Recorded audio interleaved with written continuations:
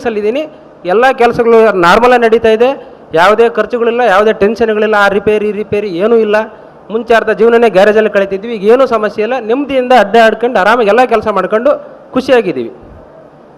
ನಾನು ಹೇಳೋದೊಂದೇ, ಈ news ಫಸ್ಟಿನ eco friendly ಇನಿಷಿಯೇಟಿವಲ್ಲಿ ಈ ಥರ ಟೆಸ್ಟಿಮೋನಿಯಲ್ಸ್ ನಮ್ಮ ಎಲ್ಲ ವೀಕ್ಷಕರಿಗೆ ಸಿಕ್ಕಿದ್ರೆ ಅದೇ ನಮಗೆ ಕಂಪ್ಲೀಟ್.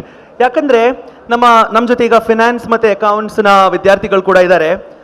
ಅವರಿಗೊಂದು ಪ್ರಾಜೆಕ್ಟ್, ಈಗ IC ವೆಹಿಕಲ್ಸ್ ವರ್ಸಸ್ EV ವೆಹಿಕಲ್ಸಲ್ಲಿ ಕಾಸ್ಟ್ ಎಷ್ಟು ಸೇವಿಂಗ್ಸ್ ಆಗುತ್ತೆ, calculations and all that. Sir, ಈಗ ಒಟ್ಟರಿಗೆ ಈಗ 2.5 years ಅಂತ ಹೇಳಿದ್ರಿ, ಒಂದು ಎಷ್ಟು ಸಾವಿರ ರೂಪಾಯಿ ನೀವು ಸೇವ್ ಮಾಡೋಕ್ಕಾಗಿದೆ ಅಂತ ಹೇಳ್ಬೋದಾ? ನಂದು ಕಮ್ಮಿ ಅಂದ್ರೆ ಒಂದು 8-10 ಲಕ್ಷ ರೂಪಾಯಿವರೆಗೂ ಸೇವಿಂಗ್ಸ್ ಆಗಿದೆ ನಂದು. ಆಮೇಲೆ ನಂದು ಇನ್ನೊಂದು ಮೇನ್ ಸೇವಿಂಗ್ಸ್ ಆಗ್ತಾ ಇರೋದು ಹೇಗಂದರೆ, ನನ್ನ ಮನೆಯಲ್ಲಿ ನಾನು ಎಲೆಕ್ಟ್ರಿಸಿಟಿ ಯೂಸ್ ಮಾಡಲ್ಲ. ನಂದೊಂದು ಫುಡ್ ಇಂಡಸ್ಟ್ರಿ ಇದೆ, ನಾನೆಲ್ಲ ಸೋಲಾರ್ ಹಾಕ್ಕೊಂಡಿದ್ದೀನಿ. ನಾನು ಸೂರ್ಯನ ಕರೆಂಟ್ ಇರಲಿ ಬಿಡಲಿ, ಸೂರ್ಯ ಹುಡ್ತಾನೆ, ಸೂರ್ಯ ಮುಳುಗ್ತಾನೆ, ನನಗೆ ಎಲ್ಲ ಎನರ್ಜಿ ಪ್ರೊಡ್ಯೂಸ್ ಆಗುತ್ತೆ. ನಾನು ಅದನ್ನೇ ಗಾಡಿ ತುಂಬಿಕೊಳ್ತೀನಿ, ಓಡಾಡ್ತೀನಿ. ನನ್ನದೇ ಸ್ವಂತ ಎನರ್ಜಿಯಿಂದ ನಾನು ಗಾಡಿ ಓಡಿಸ್ತಾ ಇದ್ದೀನಿ. ಹೊರಗಡೆ ಎನರ್ಜಿನ ಯೂಸ್ ಮಾಡಲ್ಲ. ಪರಿಸರಕ್ಕೆ ಯಾವುದೇ ಹಾನಿ ಇಲ್ಲದೆ 100% ಗ್ರೀನ್ ಎನರ್ಜಿಯಿಂದ ನಾನು ಗಾಡಿ ಓಡಿದೆ. Perfect sir. ನೀವು ನಿಮ್ಮ ಹೆಸರು ಮತ್ತು ನಿಮ್ಮ ವಿಳಾಸ ಇನ್ನೊಂದ್ಸತಿ ಹೇಳಿ, ಯಾಕಂದರೆ you are definitely an inspiration for lot of people, ತುಂಬ ಜನರಿಗೆ. ಸೊ ಎಲ್ರಿಗೂ ನೀವು ಹೇಳಬೇಕಾಗಿ ವಿನಂತಿ. ನನ್ನ ಹೆಸರು ವಿವೇಕಾನಂದ ಅಂತ, ವಿಜಯನಗರ ಜಿಲ್ಲೆ ಕೂಡ್ಲಿಗಿ ತಾಲೂಕು ಹುಲಿಕೆರೆ ನಮ್ಮದು. ಚಿತ್ರದುರ್ಗ ಹೊಸಪೇಟೆ ಹೈವೇಲಿ ಬರುತ್ತೆ ನಮ್ಮೂರು. Thank you so much. Can we all give a huge round of applause? I think ಒಂದು ನಿಮಿಷ sir.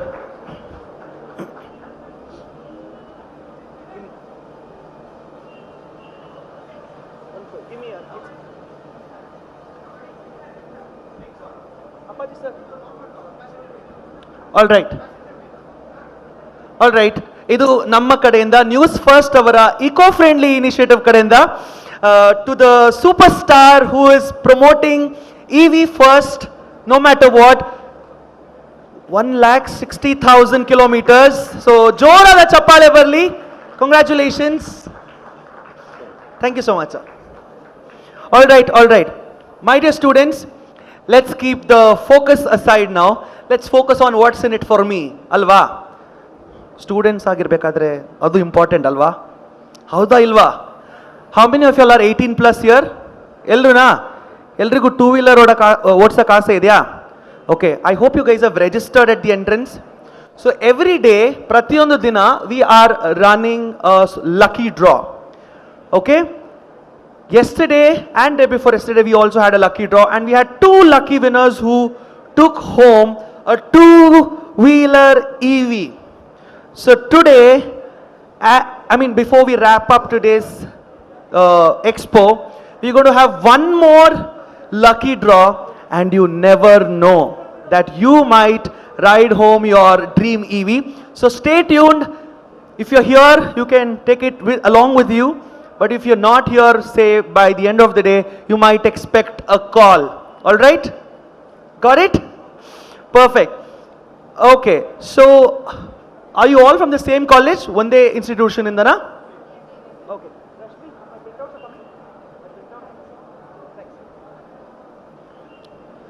I request all the students to join and occupy the front rows.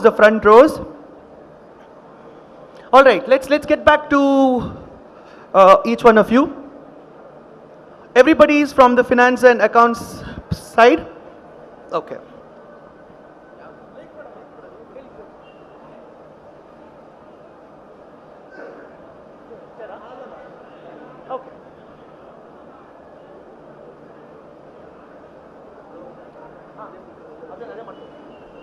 Okay, there's one more surprise on this side, right?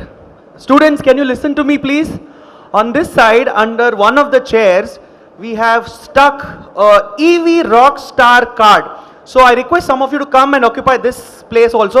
You never know, you might be that lucky person. So quickly get up and come and sit this side also. All the last 3 rows, quickly come this side.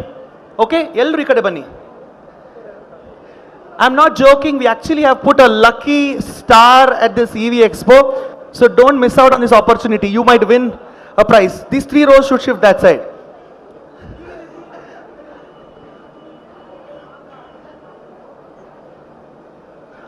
Also, you guys have all your phones, right?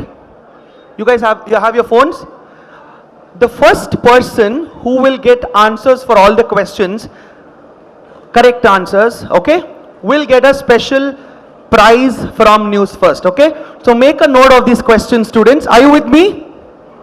All right, the questions are as follows. So whatever answers you're going to give, hello? So whatever answers you're going to give will be based on the vehicles that are kept for display here at the Expo only. All right? Got it? All good? Okay. The first question is, note down, the first 7-seater EV vehicle in the market, okay?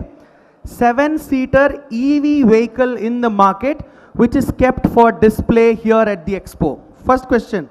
Don't answer. You have to type and send. Okay? Keep the answers for yourself. Everybody can participate. ಎಲ್ಲರೂ ಭಾಗವಹಿಸಬಹುದು. 7-ಸೀಟರ್ EV ವಾಹನ ಈ market ಅಲ್ಲಿ ಇರುವಂತದ್ದು ಯಾವುದು? ಮೊದಲನೇ ಪ್ರಶ್ನೆ. WhatsApp ಅಲ್ಲಿ ಟೈಪ್ ಮಾಡ್ಕೊಳ್ಳಿ. ಅದರ ಕೆಳಗಡೆ ಎಡಿಟ್ ಮಾಡಿ ಉತ್ತರವನ್ನು ಬರೆದುಕೊಳ್ಳಿ. ಓಕೆ? ಎರಡನೇ ಪ್ರಶ್ನೆ. Which is the only scooter? I can see a lot of students walking in. ಬೇಗ ಬರಬೇಕು. You're missing out on some interesting things. ಬೇಗ ಬನ್ನಿ, ಬೇಗ ಬನ್ನಿ. Wonderful. All right. Second question. Okay. Yeah. ಆದಷ್ಟು ಮುಂದೆ ಇರುವಂತಹ ಚೇರ್ಗಳನ್ನು ನೀವೆಲ್ಲರೂ ಆಕ್ಯುಪೈ ಮಾಡಬೇಕಾಗಿ ಕೇಳ್ಕೊಳ್ತೇನೆ.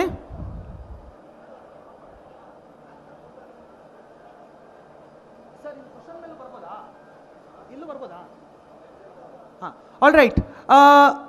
Hi, buddy. Can you bring all of them on the cushions here in the front 2 rows? Come forward. Come forward. Don't be shy. We will not put you on spot. Please come forward. Don't be shy. All right. Come, come, come. Occupy the cushions. I mean, we never said you cannot. Occupy the front rows. All right. Okay. So we are conducting a quiz where I want all of you to answer, and the first person to send will get a special prize. Okay. All right. So open your phones. Open your phones and type the question. Question number 1. The first 7-seater EV vehicle in the market present at this Expo. Question number 1. Okay. Question number 1. Type it down. Thank you. The first 7-seater EV vehicle present in the market, which is also present in this Expo. That's your first question. All right. Second question is, the only scooter to have Google Maps integrated in the dashboard. All right. The only scooter to have Google Maps integrated in its dashboard. Third question. Question number 3. What is the range of Mahindra Udo? Okay, what is the range of Mahindra Udo Auto? Okay, there are 2 values there. One is its ARI certified value in terms of kilometers. Second one is real world. All right. So you will not find answers on Google, guys. Google will give you wrong answers because some of the launches have happened here at the EVready Expo. So you have to go and talk it out after this session. The third question is, which is the 3-wheeler, okay, which is the 3-wheeler with the steering, okay, got my question? Which is the 3-wheeler with the steering with 6+1 seats? Interesting? We have it here. Okay, there's a 3-wheeler with 6+1, basically 7-seater. Also, it does not have that handle. It has a steering. All right. Clear? Question number 4. Which of the following vehicles has a removable battery where you can charge it using your 230 volts charger, like a mobile or your laptop, right? Okay, that's your question number 4. All right. Is that clear? Question number 5. In order to power on and power off, we are using fingerprint technology for a two-wheeler. So there's a two-wheeler brand here which uses fingerprint technology to power on and power off. Which one is that? All right? Any doubts? You want me to repeat any question? Sure.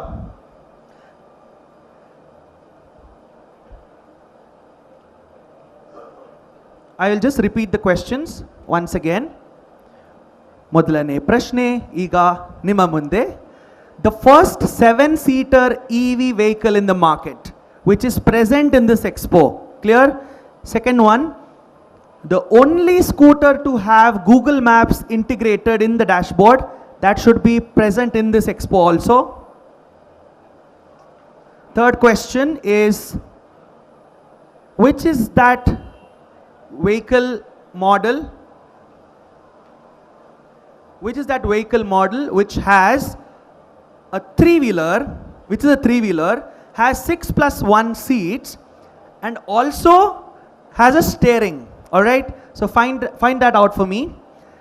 And the next question was about which two-wheeler model has a removable battery, right? Which two-wheeler has a removable battery and can be charged using your charger like a mobile or a laptop? That's your next question. Then the fifth question was, which of the two-wheeler brands can be powered on off using fingerprints? Basically it has a fingerprint technology. And the last, okay, I've given one more question, right? The second question was, what is the range of Mahindra Udo Auto? All right? Okay, these are the questions for you which you will find answers when you go to each and every section present here.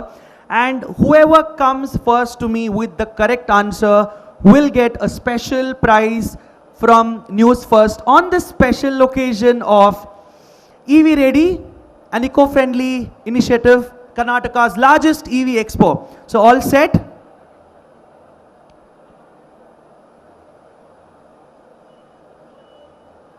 Perfect. Give me a couple of minutes.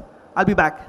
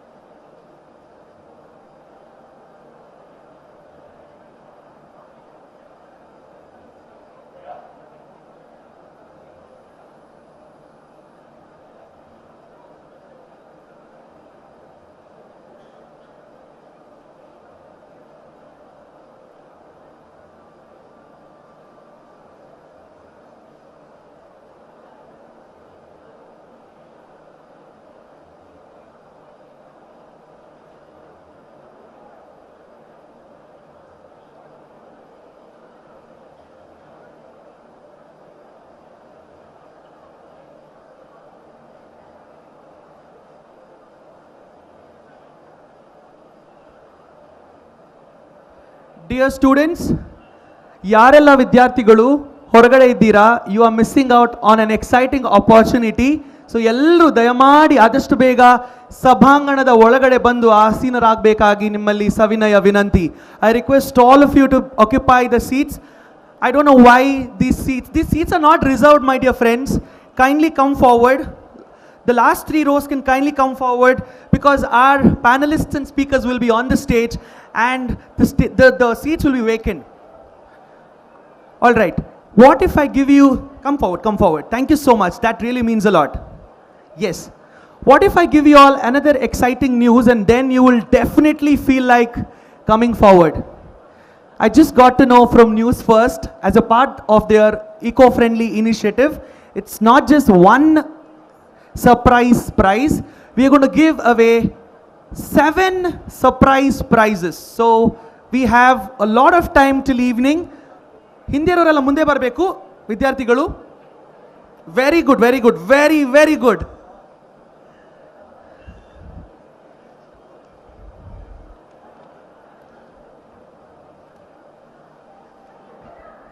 Ranjit,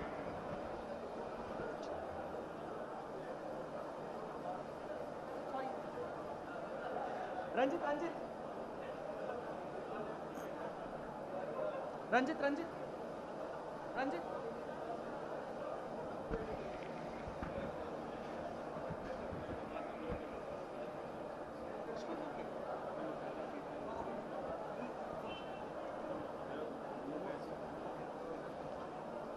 That is fine. That side is also not fine.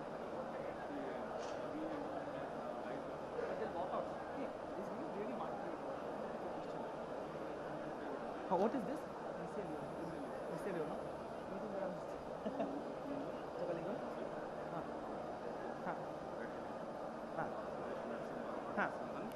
Okay, got it. All right.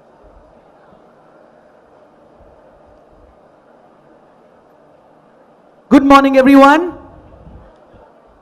Good morning, everyone. No, you can call me Privil. It's Privil's privilege to host such a gathering of bright young minds. So can you all say good morning, just good morning, or you can just say good morning, Privil, all right? Good morning. You can call me by my first name, that's all right. Okay, because we are all aspiring to have a career in different avenues, but EV is definitely a place that we would love to explore, isn't it? Yes or no? No. Yes or no, guys? Come on, everybody. All right. So we are here to know more about what's in store for me apart from the gifts and prizes that I have promised and committed. What's in store for me in terms of a career? What's in terms of networking with those wonderful people who are doing some amazing work in the EV ecosystem? And then I am absolutely delighted to welcome our beloved panelists and our beloved moderator on the special occasion of this eco-friendly initiative, which is EVready Expo, Karnataka's largest EV Expo, supported by the Ministry of Heavy Industries, Government of India. So can we all give a huge round of applause, a special, welcome to all of you for showing up in such a huge number. I'm not convinced with the energy because you guys are students. When I say 3 to 1, make loud noise so that everybody out there should walk inside. 3, 2, 1, everybody! Oh, I would love that. Bring that energy out, don't worry. 3, 2, 1! All right. Today's topic is going to be EV opportunities in India. And to kick off our panel, please welcome Mr. Martin David, Head of Business at Micelio, with over 20 years of experience in tech leadership. He spearheads the Micelio Discovery Studio, a premier EV testing facility and the AR/AI partner Digital Twin Lab in Bengaluru. A former entrepreneur in India and Taiwan, Martin's cross-cultural experience in scaling ecosystems perfectly aligns with his core philosophy, which is think globally to act locally. Can we all give a huge round of applause and welcome Mr. Martin David.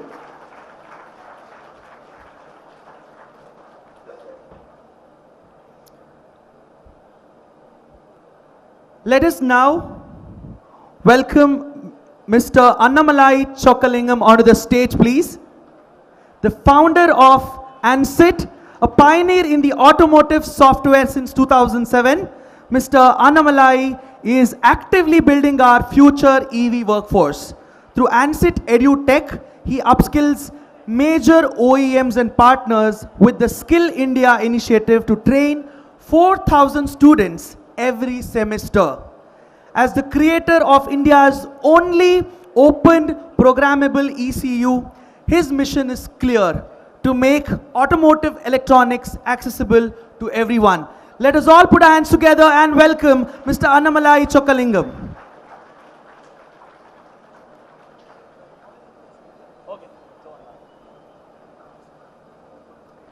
Up next,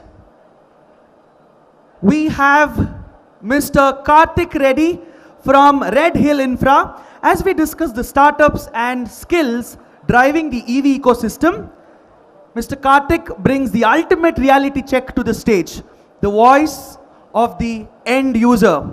As an early EV owner himself, he knows exactly what daily pain points our startups need to solve and what skills our technicians actually need to learn.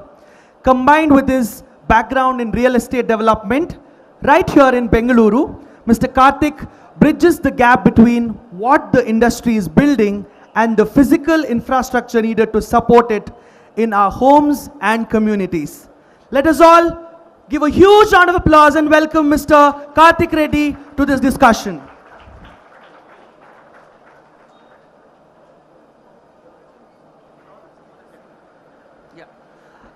There's an announcement. There's a phone that's missing here. So if anybody finds a phone, just please make sure you give it back to the concerned person. Okay? And to steer today's crucial conversation on EV's opportunities in India, education, skills, and startup ecosystem, please welcome our moderator, Mr. Suresh Narasimha, co-creator and managing partner at Co-Create Ventures. With over 2 decades of tech and entrepreneurial experience, Suresh is the driving force behind India's grassroots innovation. Through Co-Create Ventures, he focuses heavily on the education and skill side of the startup world, investing at the idea stage and partnering directly with the universities to turn our brightest students into successful founders. Because he actively incubates deep tech and builds ecosystems from the campus up, there's absolutely no better equipped to guide our panel today. Let us all give a warm welcome to our moderator, Mr. Suresh Narasimha, onto the stage, please. My dear friends, I am not going to officially hand over the stage to our panel and the moderator unless you all make some noise and a huge round of applause to our beloved moderator and the panelists. Come on, everybody. I cannot hear you. You are the driving force. You have to make a lot of noise. Come on, everybody. 3, 2, 1, everybody. Perfect. So, over to you. Thanks. Okay, let me start with a quick survey because so that we fine-tune some of our discussions based on what your interests are. How many of you are from engineering background here? Okay, and how many of you are from management background? Those who are doing MBAs, this one. Rest of it are pure science, commerce, degree college. That's what I should assume, right? Okay, good. Okay, let me start with a question. How many of you believe EV is just about replacing petrol with the batteries? How many of you believe EVs are just about replacing petrol with your batteries? Okay, right? So I will tell you why I am asking this question, right? This is, while this is definitely an alternative for your mobility, it's a great opportunity for you, right? In fact, if we take it seriously, this could be our next IT opportunity, right? So what software did to some of us, right? That EV can do to you. It's a great career opportunity, right? It can be a great opportunity for building your skills, finding your next job, hopefully finding your next startups. That's what I do, right? I go motivate students to think hard, build amazing ventures, and we will fund them, right? We'll fund them so that they become very, very successful. That's what we do, right? So what I want you to remember throughout this discussion is that it's a great opportunity for you, and if you are lucky, this is the moment that can transform you from just someone who is looking for a job to someone who is building a great career, right? That's an opportunity that awaits you, and no better panel than what we have here. Each of them have entrepreneurs, they understand technology, they are doing a lot of work in the space that you guys are connected with, right? Around education, around startups, around innovation, and around the infrastructure. So we have great people to help us navigate through this path. So let me start by asking Martin, right? So Martin, before even we get to, right, considering their students, I just want you to give us two answers in terms of where we are as EV industry today, right? Both in terms of the industry and the career opportunity, and where do you think we can be in next 5 years? Good morning. Good morning. Thank you so much to the team here, for the organizers for inviting here. It's a pleasure to be in front of young minds. I wish I was on the other side, but I think, but this side is also interesting, and I hope one day all of you are on this side of the story too, 5 years or 10 years from now. To answer your question, from a career point, definitely the sector is quite exciting because the industry itself is very, very nascent. The reason that I moved from another industry to the EV industry, the automotive industry, is because I can be at page with the youngsters like you who are entering the sector. Because this is a very young sector, the innovation is growing, and it's still a lot more to grow. And India is a very, very prime market for EV as such. So hence, at this stage of my life, I moved it so that I still have some more time so that I can retire peacefully. Otherwise, I'm always a threat from youngsters. So EV industry is all of us on the same page. We have a lot of time to do, a lot of innovations to be happening. Unfortunately, in India, we have always had this inventor's mindset. Innovation is not there. But if all of us can be innovators, I think we can build something in India for the world. We have the opportunity to build IP-led products and innovations which can be for the world. We've not dominated the automotive industry in the world. We've done it probably a little bit. I think even in software we are yet to. He can answer more on that. But we have the opportunity to build in India for the world. So that's, I think, the opportunity and the dream that I have for India in the years to come. Excellent. So I will tell you one thing about EV industry here. In software, what used to happen, irrespective of what branch you are in, you just go learn some coding and probably you would have got into a job, right, few years back. Now it's no longer the case, it's a very different issue. But EV brings a very, very different experience, advantage, right? If you are extremely interested in physics, EV has job openings for you, right? Motors is all about physics, right? Or if you are from the mechanical or automobile, there is enough that you can do with the EV industry. If you are hardcore chemistry fan, then battery is all about chemistry, right? That's an opportunity that's available for you. If you are a chemical engineer or a chemistry fan, EV industry offers you something. If you are into electrical, electronic sensors, right, there is no better place than EV today. And if you are into software, right, so in fact, later on we'll discuss about some of it, right? So someone like Aether shifts the new feature every day once in 2 days, right? They can ship a new feature, right? It's a completely new way of thinking about the software. So whether you are a chemistry student or physics student, whether any branch of engineering, EV offers you some work. If you are into an MBA or commerce, the kind of business models that are being built and disrupted is changing every day, right? So EV offers something for all graduates. That's the advantage that we have. Now with that as the background, let me go back to Annamalai and ask him, how is he looking at the EV industry and what are the bottlenecks right now in terms of the skilling? I would answer two questions here. So the first question is, as a person who's starting your career, where would you want to get a job? When I got a job 20 years back into the auto industry, right, I knew only if they were rich they can start an automotive company, right? You need lots and lots of money to start that. That means they have good money to pay as well, right? That applies with EV as well, right? If someone has to manufacture a vehicle, right, he has to have a huge setup, he needs... Annamalai, but all of them have more money than you and me. Yeah. Right? So all of us study to get into a good job, right?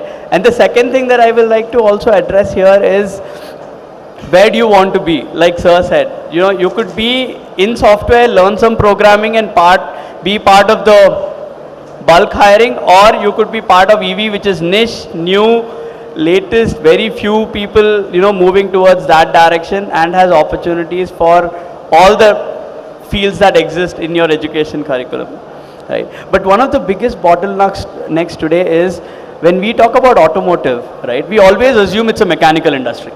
We always assume that I have to work in these factories, and I have to put my blood and sweat into it and all that. And that lets a lot of people move away from this branch. That's what we are seeing, but that's not true. Like how Sir said, there are many areas that you can explore, and all of that needs a special skill, right? And you will have to upgrade yourself into those areas, right? One of the biggest bottlenecks that we have in the market today is getting good EV software engineers, because EV is all about software innovation. Today we are talking about software defined vehicle, right? We are talking about like Ather, who's updating software every now and then, giving you new patches, right? But there is a huge lack of expertise in this area in India, right? And who can contribute very well to this is not just computer science students. Computer science students are good at the software side of the story, but they know how the vehicle runs within the laptop, right? But we need engineers who can make this run on road, right? So we need good mechanical engineers who understand this domain. We need good chemical engineers who understand this domain. We need good electronic engineers who understand the software that goes on these vehicles, right? So there is a huge opportunity out there, and there is a huge amount of effort being put into reskilling and upskilling and skilling people into this area. And that is one of the things that we do, right? We do it not only for freshers, but we also do it for OEs who have tons of mechanical engineers who need to be now converted into electronic engineers, right? So the bottlenecks are shortage of manpower, shortage of manpower, shortage of manpower. Okay. Okay, we'll come to this in detail, right? Let's get to Karthik. Karthik, probably, you probably reflect a lot of the challenges that they have, right? So, as a EV enthusiast and as a person who is building the infrastructure for the city, right? What are the bottlenecks that you see, right? So, okay, I mean, how many of you have a EV vehicle here? I mean, either two-wheeler or four-wheeler at home. How many of you have a EV? I mean, how many of you think that you have enough charging infrastructure in the city? Do you guys believe we have enough charging infrastructure in the city? Right? I mean, this gets me back to asking you, right? What are the bottlenecks, right? What do you think we as an probably one of the best upcoming cities in the world today, what do you think we should do to make sure that most of us will end up using EV? So as a EV user, see, I've been using EV vehicle from almost 2.5 years. First bottleneck is, as everybody also said, it's EV infrastructure and EV infrastructure consistency as well. That's what I would say. Now, infrastructure, yes, it's rapidly growing. We are seeing a lot of charging stations all around. But are they consistent is the question. You find it on app, you go there, it will not be up and running. I'm 100% sure that a lot of students would have experienced this. If it is working, is it compatible is the second question. If it's compatible, if it's engaged, how much time will it take for me to get my turn? That's the third question. Fourth thing, once all this is said, there will be n number of apps nowadays. There is no standardization of apps. It's not plug and play today. It has become app and pay. Every time you go to charging station, there will be a different app, there will be different payment gateways. These are the things that I have personally experienced. So I think all of you who are owning EV currently, you guys who have experienced this, that is the major bottleneck today. Rather than sales, we think first we need to fix infrastructure, then go. See, sales is easy. You can always sell. If you have your core ready, sales is easy. But what we are doing today, what entrepreneurs are doing today is, they are behind sales, they sell, there's no service, there's no infrastructure, and we, the end users, we are facing all the issues. Okay. I think that's a word of caution, right? But from your perspective, that's an opportunity, right? So I know that in last probably 5 years, tons of charging companies came in and lot of apps, companies which created app came in, and I'm sure some of you, if you are interested in building a startup anytime, you would have thought about, okay, can I build a charging infrastructure, or can I build an app that will help me connect with all the charging infrastructure? Some of you, that's one of the most common idea that I receive from a lot of colleges when we go there, right? But here are some of the inputs that you should take it, right? So let's get to the talking about startups. I want to get to the startups. How many of you really believe you want to create some startup over next 5 years? How many of you want to build a startup of your own in next 5 years? None. You are very smart, yeah, right? So, and like, how many of you want to work in a startup? How many of you want to work in a startup? There are people who are following you, right? You will get your internship if you raise your hands. How many of you want to work in a startup? Right? So, while there are not many startup enthusiasts, still to close it, right? I still want to take some of those stuff, right? So, as I said, the advantage of EV is it pretty much creates an opportunity for startups in across the sector, right? Whether it's in the commerce, whether it's in finance, reuse, sustainability, you name the industry, you can create a startup that connects EV in that industry, right? Martin, I have a question for you, right? Both you and this one, because you are looking at a lot of startups. Are there really interesting companies coming up, right? Do you really think we have a chance to build an IP rather than just building a consumer market? Do you really think there is an opportunity to create next best EV from India? Yeah, definitely there's an opportunity, because unfortunately or fortunately we have not created startups which focus on IP. Very, very few startups have focused on IP-led innovation. Otherwise, it's mostly been, quick fix, assembling solutions, etc., or integrating it. Or the earlier EV boom we saw was CKD, bring it from China, put it together, change the badging and go to the market. IP-led, very few. I've only seen, quickly I can recall, as one is Chara, which is into the motor space. They make on rare earth materials, a motor. And then one of my favorite ones which we have invested is called Nopo, which make carbon nanotubes. He's probably one of the 5 in the world who's also worked with a little bit of Tesla. He's worked with a little bit with TSMC in Taiwan. They make the cheapest carbon nanotubes and has wide applications. Of course, EV is one. It can go even into medical, but that's because he has innovated something very, very unique using the Indian advantages. So those are the IP-led innovations that I think we should focus. Most of the time it has been reverse brain drain. We do it for some German companies, and the technology goes and and the Germans come back and reverse sell it with, we have to pay that license, and when we use it, built by the Indians sitting outside the country. So this has to change. It should be people like him whose software is licensed by the German companies.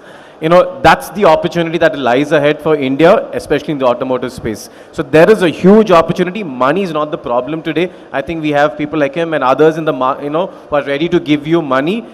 But we need innovators. India needs innovators and not immediately looking at quick and fast solutions. Right. Annamalai, I want you to answer the same thing, right? What are the, are you seeing interesting ideas coming into the market? What kind of ideas students are coming and presenting it to you as you are building on the skill set? How do you see this whole innovation space and students? See, now in the EV space, one thing that I've understood with EV coming in is it has decentralized the automotive market, and it has regionalized the market. So I can make a bike for Bangalore and make it successful. Earlier, I had to buy this engine from Europe, from US, from Japan, and assemble it here. Now with the engine going off, right, with EV coming in, everybody is a fresh starter, right? And all of us can be innovators here, right?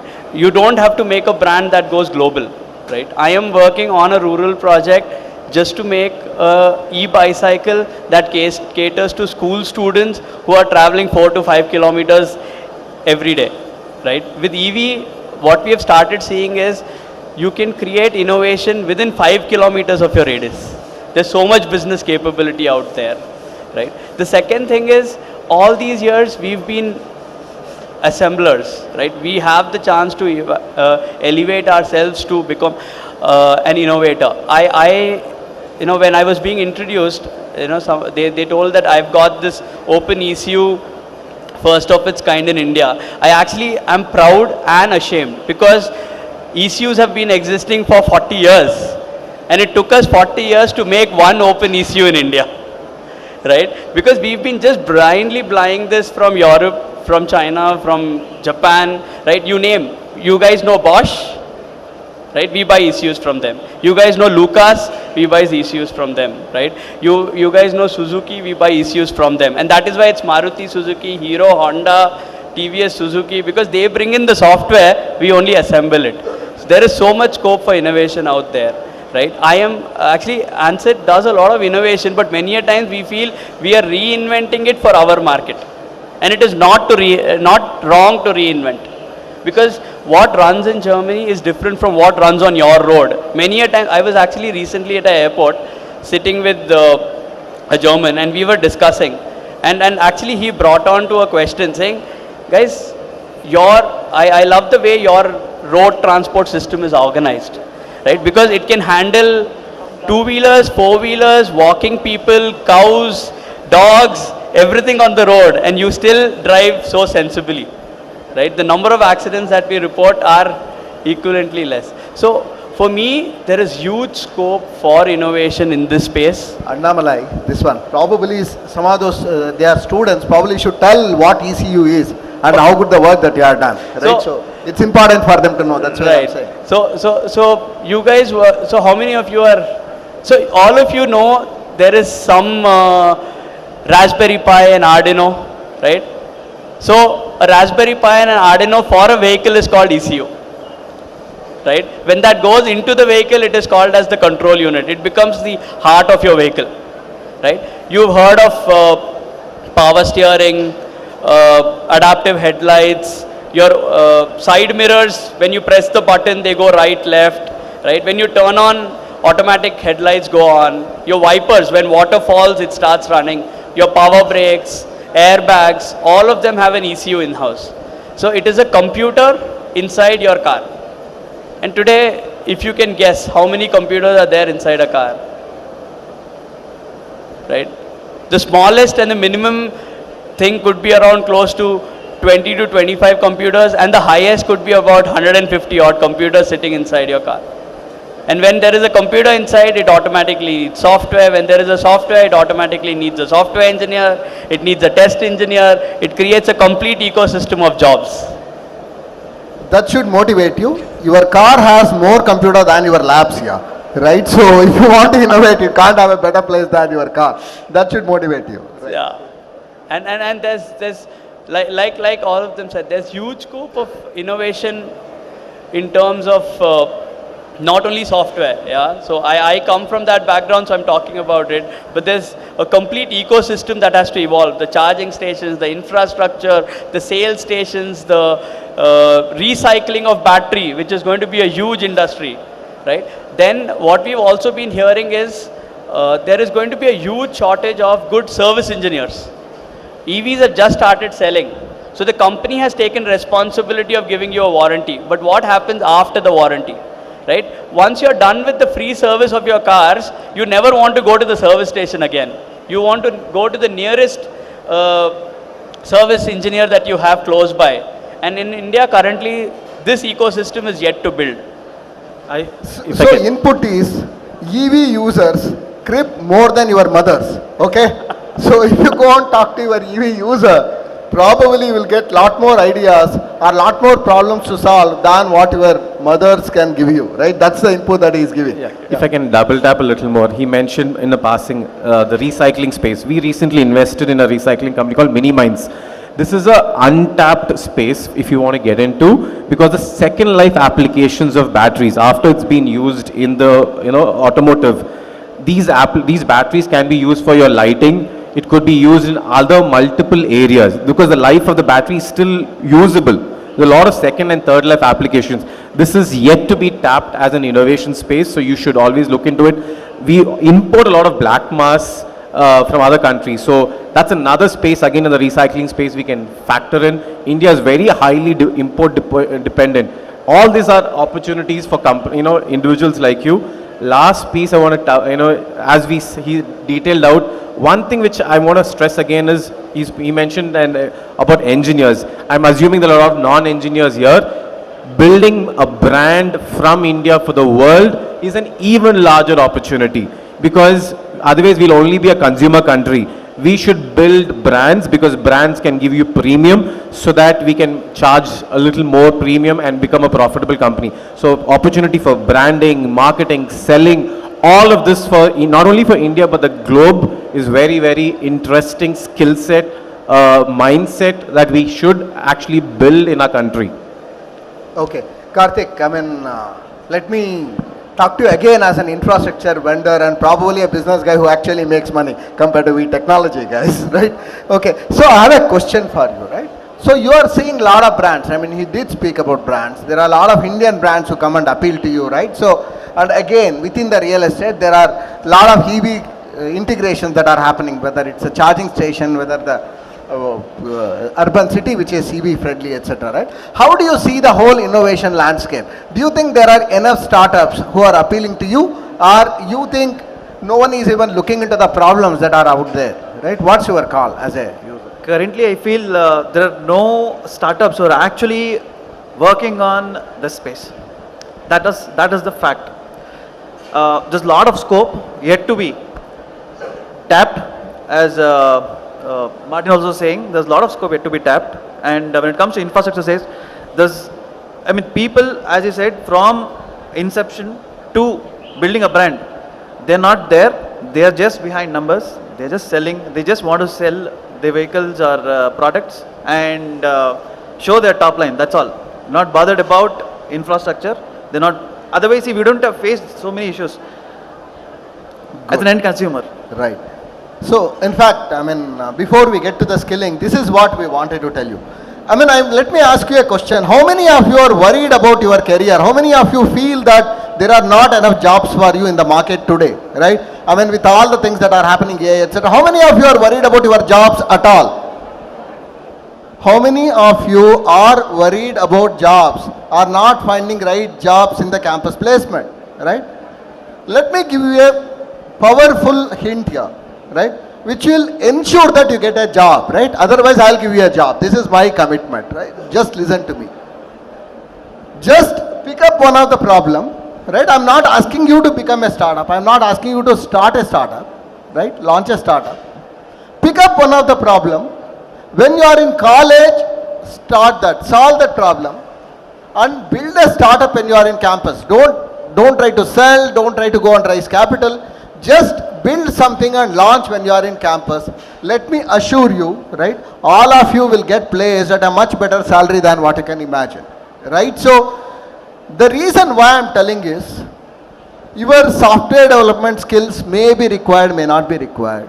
Your skills in terms of what you have learnt, if you have learnt anything in mechanical or electronics, may be required or may not be required, right? If you have learnt in commerce or MBA, again assuming you have learnt something, right? So, it may be required, may not be required. But one skill that will help you all is your ability to identify the problem and solve it. If you develop this skill, I can assure you, any company out there want to hire you. In fact, what we do is, we go and invest in student teams who wants to build some very interesting projects when they are in campus. If they are good, then we'll put in additional 2 crore to help them build their startup. Otherwise, we'll get them acquired with some other great entrepreneurs that we know, right? So my suggestion is, please get motivated. Pick up any problem, right? Whether it's a brand, whether it's a chemistry, whether it's a reusability, whether it's a software, whether it's an app, it doesn't matter. Pick up a problem, think hard, think deep about it. Go and build that, right? Just don't wait for someone, just go and build that, right? It may be, or build a business model or launch a, servicing showroom, anything is okay. But if you build something when you are in campus, I will assure you, you will get a job, much better paying job, and if you are lucky and if you are driven, probably you will build up the next unicorn out of your campus, right? This is what I would suggest you from your career perspective, right? So, and I want to have one more message for the girls here, right? We must have created around 75 startups in last 4 years, all by the students. 60% of my entrepreneurs are girl students, right? 60% of my entrepreneurs are girl students.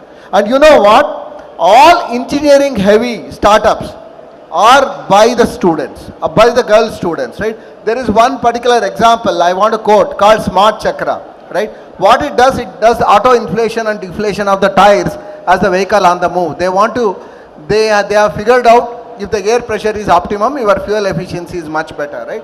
It's a done by 2-member electrical skill, automobile skill and computer science skill. They built it when they are in campus and they sold their company before they left, and they are already building their second venture, right? And each of the members of this team, right, got an offer for 15-20 lakhs very easily when they were in campus, right? This is an opportunity to spot a problem and build something when you are in the campus, right? So seriously take this, right? Don't worry about what happens in the college, what happens in the campus placement. Pick up a problem, get passionate, get along with 2 or 3 of your friends and try to build it. I can assure you that you will have a much better career or much better time over next few years than what is there, and that's the reason why we wanted to plug into the startup. Okay, I mean, let me come back to the skills, which is still an extremely important one, right? So Martin, right, so while they feel there are no jobs, we know that there are no people to take up that job, right? There is a classic misalignment, right? So I mean, in fact, unfortunately, I mean, I keep saying that while we crib about the fact that these students are not ready for the job here, I also say that the industry that we have is not ready for the bright minds like that. Yes or no? You guys are brighter than the jobs that you are getting, yes or no? Right? I will tell you some example, right? How many of you have studied a research paper? They just studied a research paper as part of your research analysis or the literature review. How many of you have done the literature review, right? I'm sure a lot more people. How many of you have studied any research papers or submitted a research paper as part of your campus, right? So if you go to campus today, there are enough students, right? In fact, before they pass out, all of them would have studied research literature, which you are not doing here, right? So their approach to research, their ability to research, their ability to understand the subject is lot better than what we in the industry require, right? We think that they are freshers and go and dump them some work, right? That's what we are seeing, right? So there is a gap both in terms of ability of the startups to do the innovation and ability of the students to do the job that the industry requires. Considering this scenario, I want to know from you what kind of opportunity really exists and what is that we should do on both sides to bridge that gap. Martin. Yeah, this is a very tough question because it's very difficult because sometimes there's a gap between what the industry wants and what the academia that you are forced to learn at times. So it's very difficult for you because you're also confused on how to prepare your first CV, what are the keywords that you need to be putting in the CV, and what is the gap analysis between academia and the industry requirement. It's very, very difficult. However, my one example that I can always quote I like is a friend of mine who always does this. He always keeps looking at job opportunities websites and he keeps reading the job description. Irrespective of whether he's looking at the job or not, he keeps looking at all the job description posts being posted by the HRs in different companies. And he lifts the keywords and that's how he picks the trends in the industry. And then if he picks up those keywords, then he realizes if he doesn't understand, that means that's something which he needs to upskill himself. So just to give you an example is, I recently picked up one student from North. He only used the word HIL in his CV. That's hardware in loop. There are not many CVs across as freshers who actually put HIL in their loop. HIL in their CVs. He did something around HIL. He knew HIL was something because he worked as an intern in a Tata. He knew, he has not even seen an HIL. He's just heard about it. And he did something around some project he wrote for them and he put HIL. The way I looked at it was, okay, he knows something in HIL. I literally knew he does not know, he's not touched it, but he knew something about it. So I hired him and I upskilled him. I ensured he learns more about the HIL, and today he's one of my best HIL engineers that I have in my lab. Because he was passionate to learn, he was always he was able to pick up those keywords, the trends, and then he was to position himself well. He had great communication skills. So I said that's enough for me. As long as you're able to pick those key trends and see the gap analysis of what you know and what you don't know, being street smart would definitely help you. HIL is one key sector, one skill that if you want to get into automotive space, please look at hardware and loop. There is software and loop also. There's MIL, SIL and HIL, but this is something which is very, very important, at least if I were to look at it from, and of course cyber security, again in the automotive space is very, very interesting. SDV, software defined vehicle, is another interesting space that you can look at. If you've not learned any of these things, please look at these, and if you can lift them and put it into your CV, do some small projects like what he said, it'll be great. There's a company called Campus Fund run by Richa Bajpai. Go up to them, see if you can reach out to them. If you have an idea, pitch to them. They fund only startups in campus.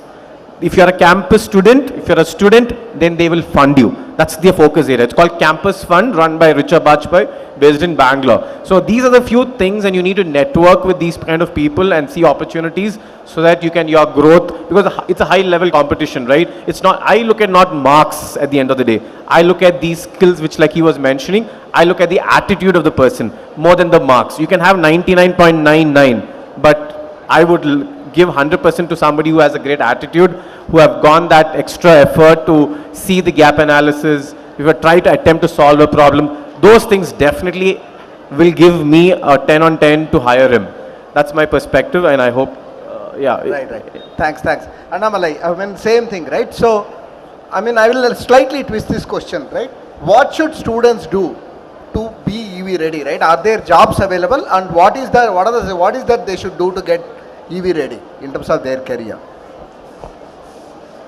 See, Ansett all these years has grown only because of freshers, right? Because more than 3 years experience, they all want to be in branded companies and move on to larger companies, right? So we hire, like Martin said, we hire only by attitude, right? For us, the point is the student who comes to us should be willing to learn, right? I don't have interviews for freshers, right? If somebody writes to us asking for an internship, we immediately offer an internship.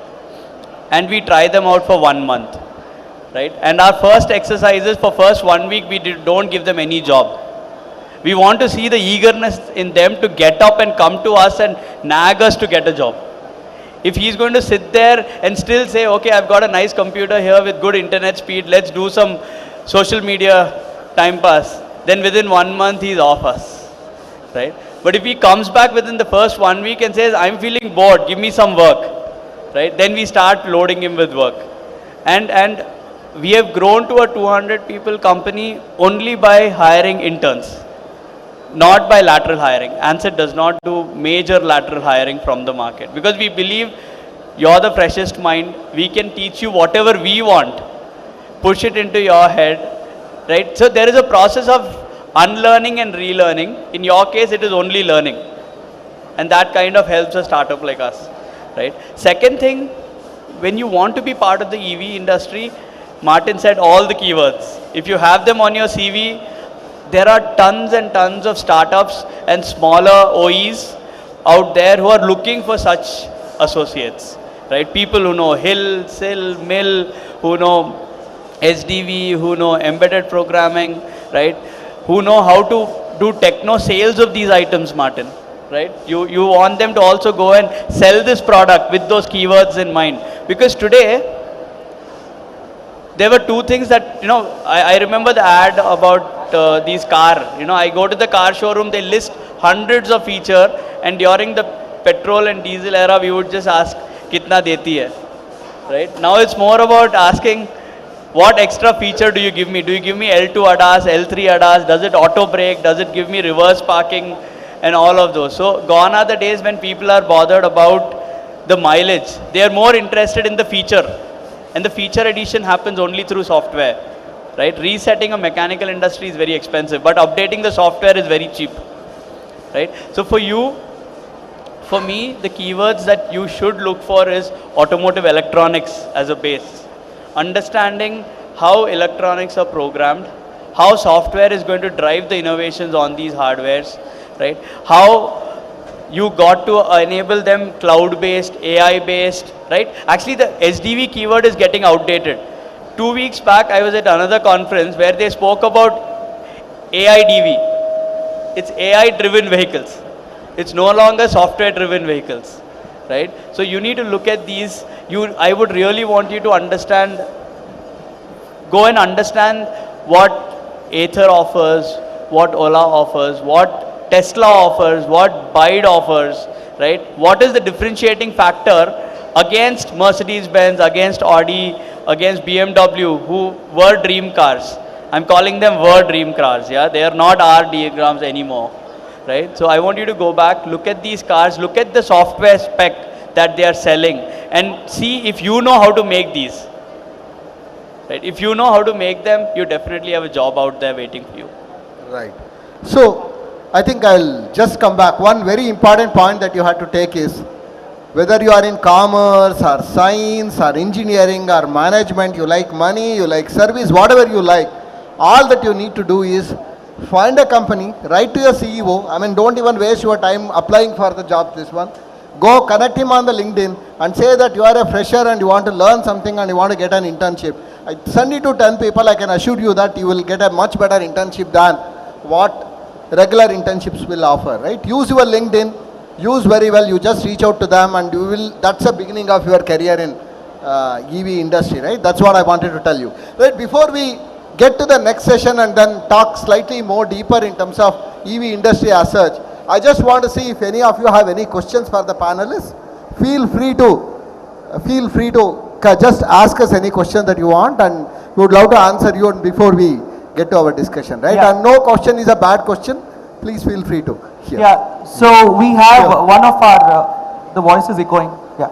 So we have one of our participants who is looking forward to start his own repair business in the EV. So he's done some certification. So, ನೀವು ಪ್ರಶ್ನೆಯನ್ನು ಕೇಳ್ತೀರಾ? Yeah, my name is Srinivas. Able to hear you? Hello? Hearing? Hello? Yeah. My name is Srinivas. Okay, I came from Bangalore. So I need to start up a business in EV repair and service sector. So now I am currently doing some certifications on EV, how EV, the vehicle will work and other things. Okay, so after completion, how I can start the, and how can I collaborate with the OEMs so that I can go forward and learn something on the technical aspects, and how I can build the business on that. Martin. Yeah, so I don't know if, I mean, it depends on where you're taking your EV certification, assuming you're getting it in the right places, associating with OEMs. So OEMs have two strategies. One, they want to own their own service centers, because these days, because of the market brand issues right now, these days OEMs are saying, we will take care of the service. That is one approach. Second approach is they train the dealers to have their own service stations. The last option is they outsource it to third parties as their branded service centers. So there are three ways. It depends on the OEM. So you have to reach out to the OEMs to help you, because each product has its own ways of, you need to understand the product first and before you start servicing them. For example, I know, because we also have a group company which is into manufacturing EV two-wheelers. We do not allow anyone to touch, we say the warranty is void if you touch the service, touch the vehicle. So we ourselves do it, because the other brands which have caused issues in the market because of no service. So we've taken that as a branding policy. So it depends. So you'll have to talk to different EV companies, talk to the OEMs. They have a service head. You have to reach out to them, understand their business model, and accordingly see how you can work with them. Perfect. So is there any incubation center or anything? I mean, you definitely said about reaching out to the service heads, right? Is there any alternative way for, quick turnarounds and any other approach? There have been plenty here. There are multiple people who have tried to be it, but their success ratio, in my knowledge, is not very high. So I don't want you to be demotivated and tell you go and start a startup and then it's easy success. No. As a first step, I think you should understand whether there is a business model viability at all. If the OEMs don't allow you to touch their vehicle, then the startup has no value. Like the multi-brand outlets at one point, these days nobody is going the MBO route. Everybody is putting their own showrooms. Earlier there used to be an option called MBOs. You can sell it through multi-brand outlets. Not many OEMs are doing that right now. At least the top 10 are not doing it. So you have to evaluate the market potential and then get into it.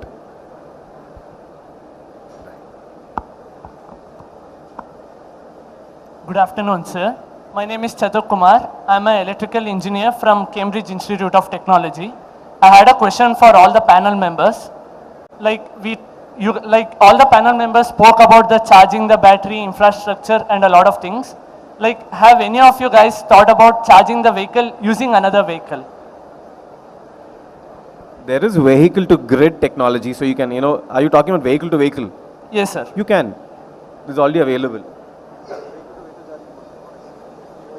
Vehicle to vehicle is Like- something. Yes, sir. Like, Yes. have you improved that field? Like, without, like, usually for charging, we need a lot of infrastructure. But can we try charging a vehicle using another vehicle?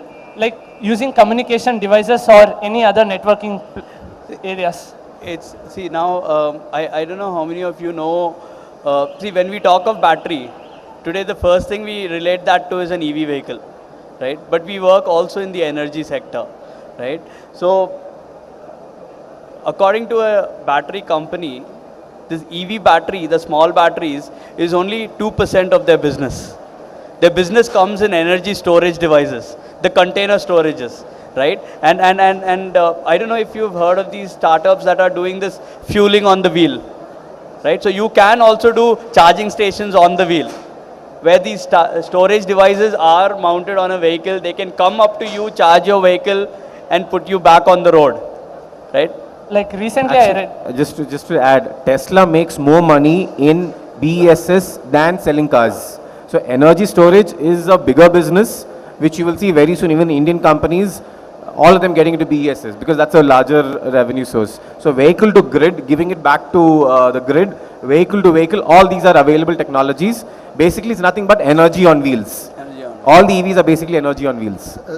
Recently, I read an article saying that where the vehicles can have ejectable batteries. Is there any such research going on in any of your companies? Santil, okay, I really love the way you are asking questions, right? Sorry, right? My suggestion to you is this, right? So, as they are saying, right, that there are multiple things that are happening around the technologies, right? In terms of, if your car can store the battery, it can as well distribute it too. That's the way they are coming from. My suggestion to you is, go spend more time, do a lot more research and build some prototype and try to demonstrate it, right? So again, I will go back to the original point that I'm saying. How many of you are on LinkedIn? Right? Just go and search for failed founder. Go to LinkedIn and search for failed founder, right? You'll be amazed to look at the number of results that you get, right? If you try something in the campus and if you fail, it's still okay. The only loss is you will get a better salaries, right? My suggestion to you guys are, when you are interested in a topic like this, please go and build something, right? Build a prototype, learn something, submit a paper, right? If you think you have a novel idea, go and file for a patent, right? So even if you fail in terms of launching it or raising companies, raising capital, you are still be valuable, right? So don't stop at this theory, just go and build something, right? We don't say we are a failed Ashiki, do we? We will not say we are failed Ashiki, no, but people say failed founder because failed founders too have a lot of value, right? That's what I wanted to come back to you and tell you. Please don't stop at that, right? Continue working on this thought, and then I'm sure you have a much better infrastructure in your college to support you, right? Go and take it up. Any other questions? Yeah, we have a question here. My name is Vaibhav. I am an engineering student studying in third year. I want to ask how to make EV and start its production. EV? How to make EV and start its production at this level. Are you part of the SAE Baha races in your college? That's where you start.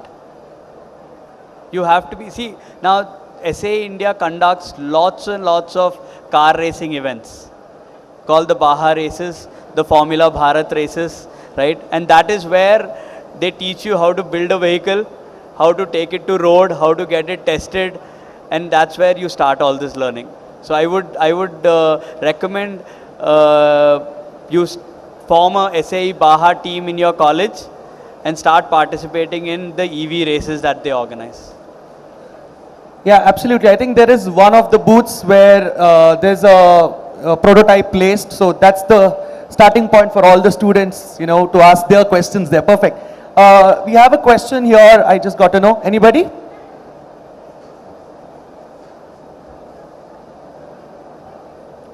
All right. In startups, we look for problems more than, solutions which come quickly. So you need to ask those tricky questions to our panel so that we can get more answers. So anybody? Any questions, any doubts that you want to ask the panel? Don't be shy, yeah. First of all, good afternoon, sir. I just wanted to ask a question regarding the sustainability of these EVs.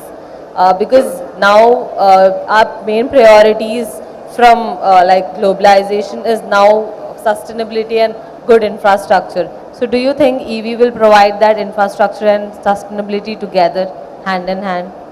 Okay, I mean, in fact, whole belief is that EV is the sustainability answer, right? You are asking a question.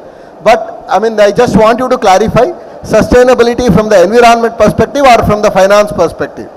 Like, I'm talking about the finance perspective. You are talking because from EVs are like comparatively increasing the prices of their products also.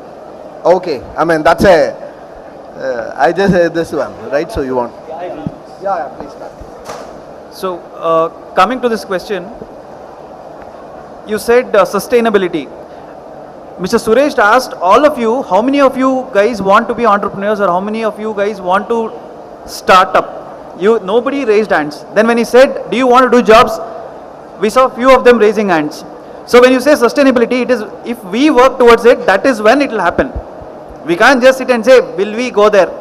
If we all say, and even Annamalai sir said that, when it comes to EV, we are not just producing bikes or the products. It requires software, it requires electrochemistry, it requires physics, it requires financing. You said you are from finance background. Now think about this. If you have to sell, we'll have to provide loans. Then how do you work out on it? How can you reduce it? Today, most of the batteries have been imported. If we can produce it here, obviously cost goes down, right? So coming to infrastructure also, if at all young talents like you, if you guys analyze problems and see what is the solution for those problems. Even one gentleman asked, bike, can I charge with another bike? What problem are you trying to solve there? If you think what problem are you trying to solve, and if you can get there, hit it straight, then 100% it will be sustainable or no. So it is we who have to decide whether we have to get there or no. Right. I think that's a question that should, I had missed out some of the things that I want to get back to you, right? So today, if you just look into it from the startups perspective, for entrepreneurs perspective, right?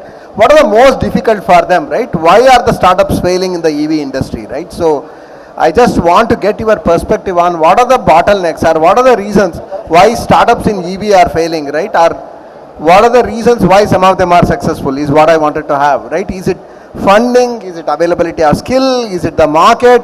Is it the technology? Is it the focus? It's a business model. What's the reason why EV entrepreneurs are failing is the question that I have for you, Martin. Couple of reasons. One, of course, some of the capital, the people who put the capital on these ideas are not probably very automotive, understand the automotive space, because they say it's patient capital. Not many VCs are up for a patient capital model. That could be one. But one of the other flip side to the other story is, from the VC point of view, if there is no IP, then the entry barrier is very less. So then the risk appetite is also less for most of the VCs. So then if there's no IP in it, then there's no capital coming in. So if your startup, if your idea is only a copy paste from something else, then the risk of success is very, very low. So I think you should look at, again, I'll still come back to the point of IP led, which is very low in our startup ecosystem.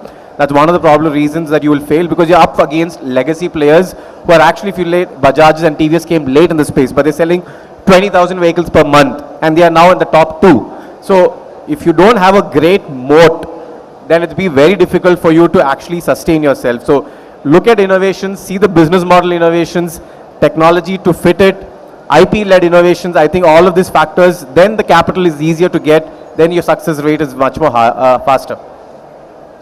Okay, I think he said too many things. My suggestion is just pick up one of the innovations here. Okay, so anyway, we'll come to this point after that, right? So what do you think? Why do you think startups fail? See, like Martin said, 2 days back I was at a conference and we were talking to some VCs, and one of them came out and said, Malay, too many upma sellers in the market, right? The startups are getting, too application oriented, too superficial, right? The VCs are interested in deep tech now, right? Gone are the days where we kept claiming we are 140 crore population and I can show revenue because of our population. Because the startups are not even leaving the cities to reach to those 140 crore population, right? So if you want really to, most of the EV startups are failing due to lack of innovation, right? That's what we have been seeing from the software side of the story, right? They think that I can buy all these equipment. I know a lot of startups, not just startups, even the Fortune 500s go on a window shopping to China, pick up all the items, put it in a container, come back, put it together and say I've launched a vehicle, right? And there is no innovation out there. And why would I fund that? Like there's no IP in that, right? Finally, I can unassemble that, see the part names, import them again and assemble it back. So the lack of innovation is what is making the EV startups fail. Innovation not only on the engineering front, innovation could be on the sales model front, innovation could be on the service model front, right? Innovation could be on your financing front, right? So the need for innovation is what is making the EVs fail. There is no shortage of funds, not at all, right? We have our moderator sir, who himself is a funding guy, right? So if you take an idea to him, he'll be happy to fund. So there is no shortage of funds. It is shortage of innovation. And one thing that all of you need to get is why is Europe the founder of mobility, right? 30 years back, 40 years back, they had a need, they innovated, and they lived on it for 30 years. Today we are in a state where we have the need, and we need innovators like you to raise to the occasion and start innovating. And then we will be the leaders for the next 50, 60 years, right? So very important that you guys raise up from the application area and start looking at it from an innovation point. Karthik, I have the same question. As an observer, right? Why do you think startups are failing, right? I mean, you have seen some of the brands, some of the vehicles, some of the tech. Why do you think they are failing? Basically, the fundamentals are not right. As I said, innovation. See, we are importing stuff from outside. We are just assembling it here, selling. Think if at all tariffs increase, all of a sudden, the company if your fundamentals are right, then 100% there's no way that you can fail. As you said, see, innovation can be in anything. It can be in service also. Today, most of the companies are failing to see that. Service is the core. Once you sell, if you give proper service, 100% customers will come back. And adaptability. Second thing is adaptability. Today, everybody talks about range. Is anybody talking about time? For me as an end customer, when I go there, I'll have to wait for if I have to travel, and if I go to a charging station, I'll have to wait for 2 hours minimum for my vehicle to get completely charged. Even today, any of the companies, they just say my vehicle gives 500 kilometers range, 600 kilometers range, but are they saying my vehicles will get charged in 10 minutes, in 15 minutes? If I go to any petrol station or fuel station, time in and time out wouldn't be more than 5 minutes, right? But here in this case, it is more than 2 hours. So these are the things. This is why we are failing. This is why startups are failing. If we can, work on this and correct, obviously, there's no looking back. Martin, you wanted. I want to leave this. I think before we close, something which is, before I forget, there's something called Digital Public Infrastructure, DPI, a new framework built on Beacon Protocol, which has been led by Mr. Nandan Nilekani, who also did the UPI framework. He's brought something similarly for energy framework. It's called Digital Public Infrastructure. This is a great opportunity for you all to start learning what this is. Using Beacon Protocol, we can actually make energy just like how UPI for payments, for finance, you can do DPI for energy. I would encourage all of you to study this, innovate on this, build some innovative solutions around using Beacon Protocol, take it to some companies. Trust me, you'll become a unicorn very soon. Very few people are doing it. If you've not heard it, how many of you heard this before? DPI. if you were to do something like UPI for payments, you do UPI for energy using backend protocol. At least this should be your takeaway today in this expo. Go back home, read DPI, backend protocol. Just do this. I think you have, for next 20 years is secured. Okay, I mean, some great inputs, but I want to tell you something here. Why startups fail? My answer is because they don't start up. Most of you will leave your ideas on your table. I think you should just go out, think deep. If you think there is a problem that you have in your transportation, right? I mean, if the girls feel, right, things are not secure, right? Think of a solution around EV, right? My point is, think of an idea, think deep. If possible, go and research around it. If you have no idea is a bad idea, start somewhere, right? So first startup, right? Second one, I will tell you one thing which is very, very important. Startups will fail and can fail. Most of the startups will fail. Don't worry about this. But you know what? Entrepreneurs will never fail. I spoke about founders, failed founders. If you start something, right? If you do a good project, if you do just think of an idea and build it out, right? Your career is already 10x better than others, right? Whether you want to put in the infrastructure, whether you want to look at the marketing model, whether you want to figure out something in technology, please go figure out and start working on this. And I can assure you that your career is already in 10x, right? Of course, we have our commitment saying that we are a fund focused around students, will be very happy to come and help you out. But the key thing is, think deep, think innovation, and start building something when you are in campus, and rest of it will happen, right? So the whole world conspires for you to be successful, right? So that's what I would want to suggest. Any other questions? Otherwise, we'll wrap it up. Any other questions? I will end it with one last statement, yeah? One thing that I feel, the startups today think VC is their end customer, right? But we are not, we are bad customers, yeah. They're not customers, yeah? That's the point, right? Startups should think of their customers as VC, because they need to fund, right? Business 20 years back was, I open a shop thinking that a customer will come and buy something from me and I will make some money there. Today, all of us are starting a company to find a VC who can fund us, right? The mindset has to be that your customer is your VC and VC is not your customer. Okay, I mean, finally, right? So, I mean, I want to wrap it up, right? I just want to ask one question, right? I mean, after 5 years, right? What is that we should do today so that after 5 years we don't regret that we didn't do it, right? What is that one idea that you have for today? Okay, this is more from a government point of view. I think we should increase our GDP. We are right about 0.6% as of last report.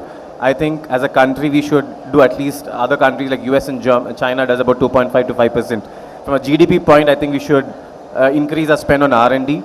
There's an opportunity on reducing. So I stand by that, yeah. So work on your self-sustenance, reduce the import, right? Work on ideologies, don't be scared of failing, right? We have to invest on creating products for ourselves, right? We are a huge population, right? We can self-consume most of what we create. Don't wait for a dollar revenue, because the tariffs can change the scenarios any day. Right? Work on product ideas that create revenue for yourself. Work on product ideas that create revenue for yourself within your country. Right?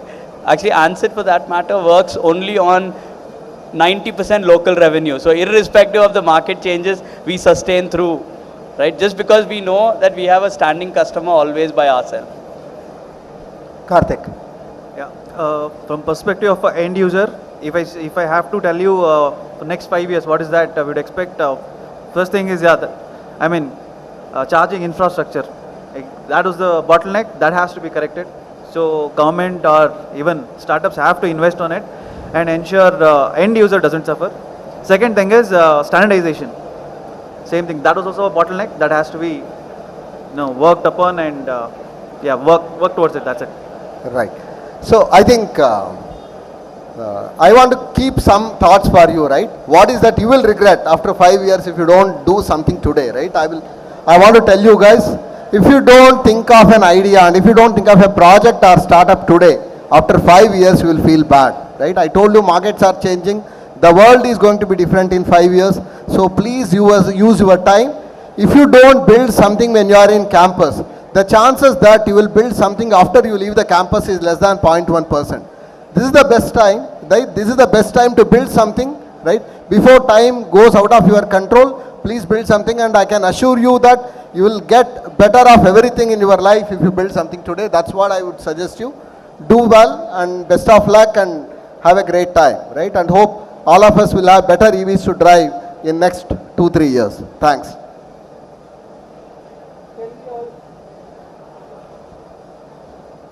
Hello. May I request all the students to give a huge round of applause to the panels and to our beloved moderator as well. Well, in times like these, when the technology is changing drastically, the most important thing is to work together than working in silos. And the next interesting thing is to have that inquisitiveness. I think that one thread of any topic which comes across to us, just like those thoughts that you have sown in the minds of the young students here, they'll go back home. I'm sure they'll do some reading, and one fine day it will build into a big story which they can, work wonders out of it. So thank you so much for taking your time out, dearest team, and for making this one possible. I kindly request Mr. Siddesh Kumar, HP, Creative Head at Newsfirst, to kindly join us to give away token of appreciations to our beloved moderator and the panelists. A huge round of applause, everyone. First and foremost, Mr. Suresh Narasimha, our moderator. Mr. Martin David. Come on guys, I cannot hear you. Mr. Annamalai Chokalingam. This is not the strength that I'm expecting in terms of your applause. Everybody, a huge round of applause.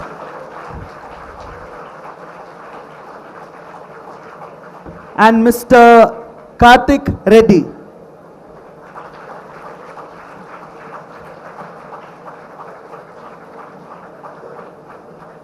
I request all of you to come closer for a group picture.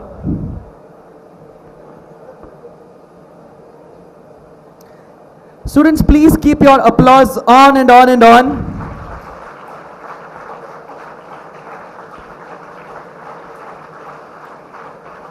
I request the students not to go out. Please stay back. I have something very, very interesting to let you all know. So please stay back. Thank you so much, dear panelists and moderator. All right. So how many of you all came a bit late because of Bangalore traffic or any reason? Raise your hands. Okay. So those of them who came early, I have given them a list of questions. You know why? As I said, to be inquisitive, to go and ask them a specific question. So please note down these questions as soon as possible. All right. And for you guys who have noted down, I have something else as well. All right. So the first question is, there's a 7-seater EV, okay, a 7-seater EV vehicle which is present in this expo. You have to find out what is that, okay? The brand name, the model name, end to end, you have to find out, okay? Have you made a note of it? First, 7-seater EV vehicle in the market present in the expo. Second one, the only scooter to have Google Maps integrated in the dashboard. That's a scooter which is also present in this expo. It's an EV scooter. Third one, what is the range of Mahindra Udo Auto? All right. Third question is, what's the range of Mahindra Udo Auto? There are two specifications. One is, it's basically the range, right? Kilometers. How many kilometers when you fully charge the battery? So there are two values. One is certified value. ARO certified value is how much? Dash. And real world value is how much? Dash. Okay? Clear? Fourth question is, a 3-wheeler with a steering and 6+1 seater. What vehicle is it? Find out. A 3-wheeler with a steering and it has a 6+1 seater? Question number 5. Which two-wheeler has a removable and rechargeable battery just like a mobile phone or a laptop battery? All these questions that I've asked are present here in the expo. I want you all to go and find the answers for my question. 5th question. Which two-wheeler has removable and rechargeable battery just like a mobile or a laptop battery? Okay? Not a mobile battery, but mobile or a laptop. You can just connect your plug and charge the battery separately. 6th question. Which two-wheeler brand present here uses fingerprint technology to